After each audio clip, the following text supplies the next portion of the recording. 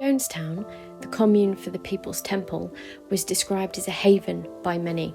The cult was initially formed in the 1950s by Jim Jones in Indianapolis. Jones was inspired to create a fair and just society that could overcome the evils of racism and poverty. The commune attracted mostly African Americans, even though Jones was white, and this was quite unusual for the time as the two groups often did not mix. But the reason that they joined Jones was because they wanted to be an integrated congregation. For the next 10 years, the organisation expanded and opened up facilities and branches in San Francisco and Los Angeles. During this time, Jones was warning of a nuclear holocaust and that he was leading them to salvation if they were to stay with him.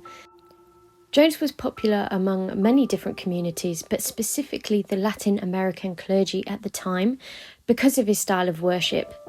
Jones moved hundreds of his members to Guyana, a former British colony in South America, in 1974. Rented 3,800 acres on a jungle property, which does sound like a dream. However, it did come with its problems. The journey to Jonestown from Guyana's capital, Georgetown, was 24 hours in rough ocean waters, followed by 12 hours upriver. After already a day of travelling, it was a 6-mile car journey on rough roads to Jonestown. As you can see from this journey alone, they wanted to be in complete solitude. Was this to create a place for private worship, or so that Jones could hide some of his more sinister practices? 1/5 of the rented land was cleared for cultivation to allow the commune to live self-sufficiently. Work was hard for the first set of residents, who were mainly young men to begin with. It consisted of long days and hard, heavy manual labour, but it did bring lots of rewards when the main work was finished. By 1977, there were 60 cottages, large kitchens, food storage areas, laundry rooms, an infirmary, 2 schoolhouses, and an open-air pavilion where meetings were held in the community. Later that year, Jim Jones finally arrived to the settlement, as did almost 1,000 other residents. The camp was surviving and running smoothly with only 50 members, but having all of these other residents definitely put the commune on strain. There was an immense strain on resources, but they had to make it work, and the residents were happy to do so. The commune started out with being peaceful, full of love and worship. There were families who moved there together, families who were being created at Jonestown, and people were overall very hopeful of their future in this community. Things were not all sunshine and rainbows at Jonestown. There were more and more concerned family members outside of the commune coming forward and expressing their worries to the local authorities. Worries such as confiscated medications, abuse, sexual assaults, and many more human rights violations.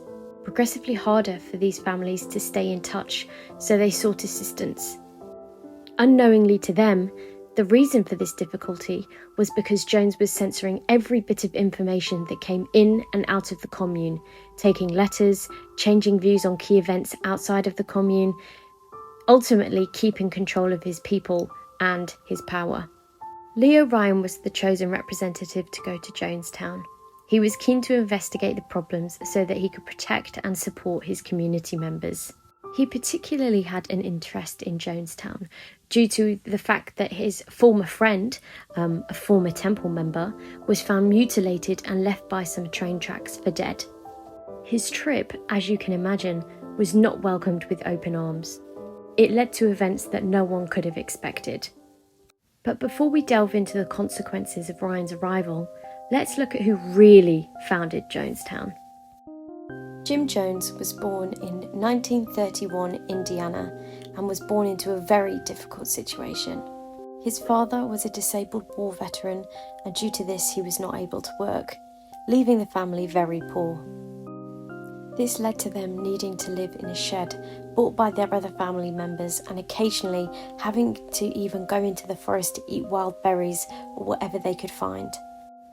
Not only this, but Jim was extremely neglected, especially by his mother during this time.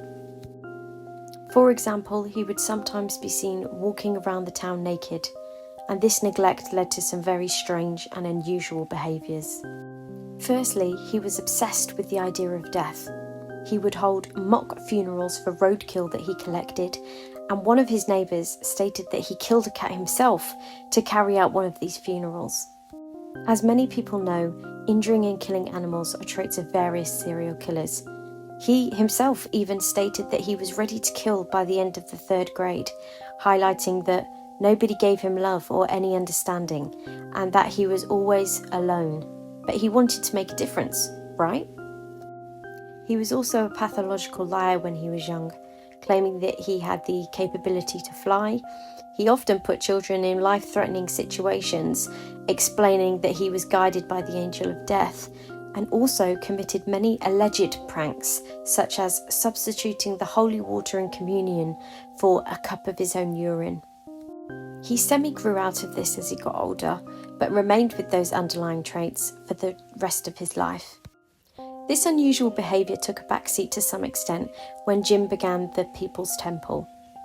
He was extremely passionate about helping people, specifically the African American community and the elderly, those groups who were actively being ignored and pushed aside by society at the time.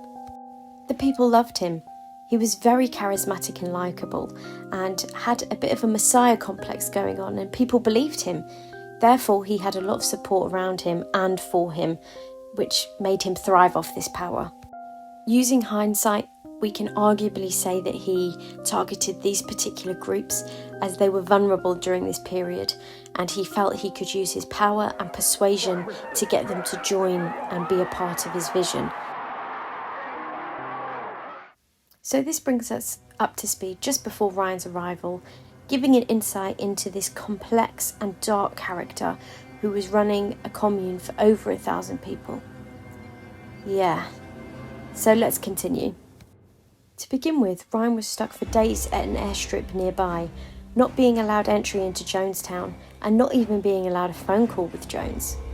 Yet, he was finally granted entry and was welcomed with, obviously surface level, but open arms. This mood quickly changed when a temple member, Vernon Gosney, handed one of Ryan's team a note stating that himself and a fellow temple member wanted to get out of Jonestown. Jones was made aware of this note, and Gosney immediately tried to emphasise how much danger Ryan was now in, but it unfortunately fell on deaf ears. Ryan would be approached by 2 more families looking to leave the settlement, and eventually Ryan got 14 members to board a truck to the airstrip to plan their escape. Ryan was attacked with a knife during the ordeal, but luckily the attack failed. Yet Ryan insisted on staying another day to help more people stuck in the commune. Sadly, another fatal attack would take place. A handful of members who were brought to the airstrip opened fire on Ryan, killing Ryan and 3 others and wounding the rest. Angered that so many wanted to leave his community, Jones ordered for the entire commune to meet at the pavilion. He would then explain the Revolutionary Act and insist that everyone had to take part.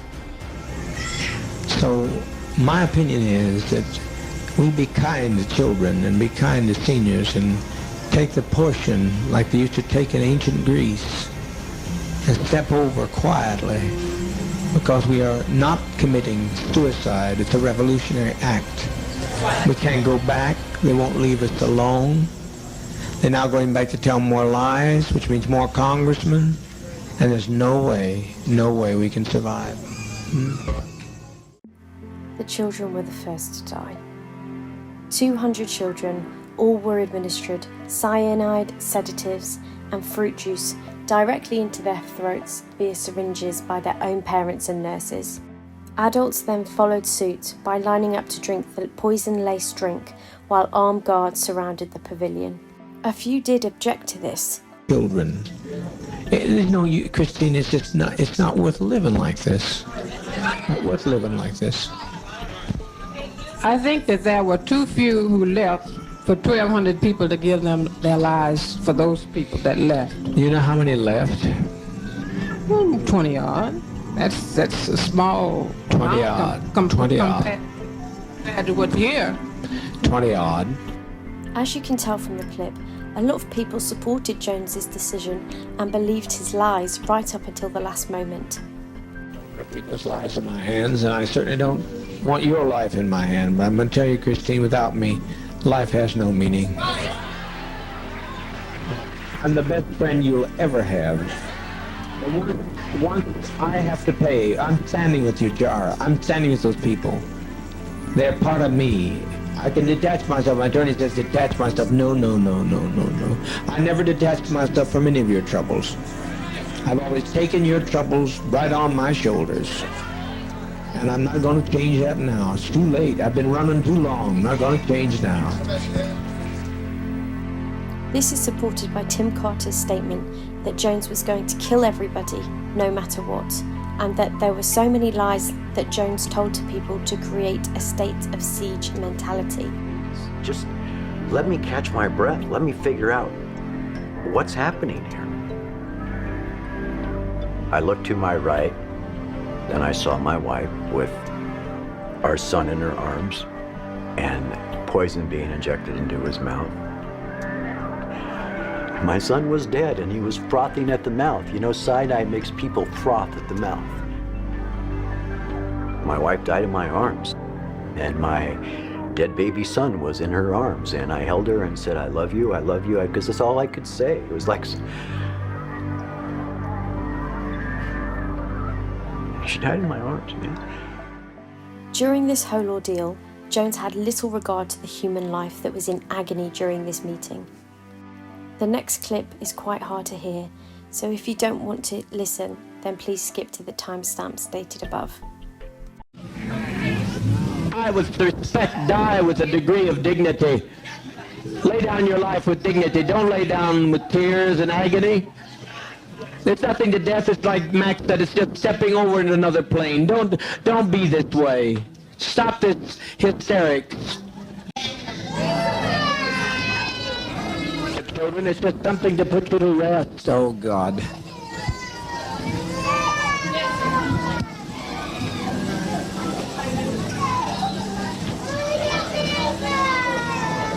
Mother, please.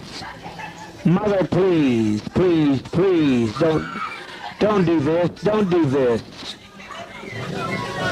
Lay down your life with your child, but don't do this. Free at last. Please, keep your emotions down, Children, it will not hurt if you'll be quiet,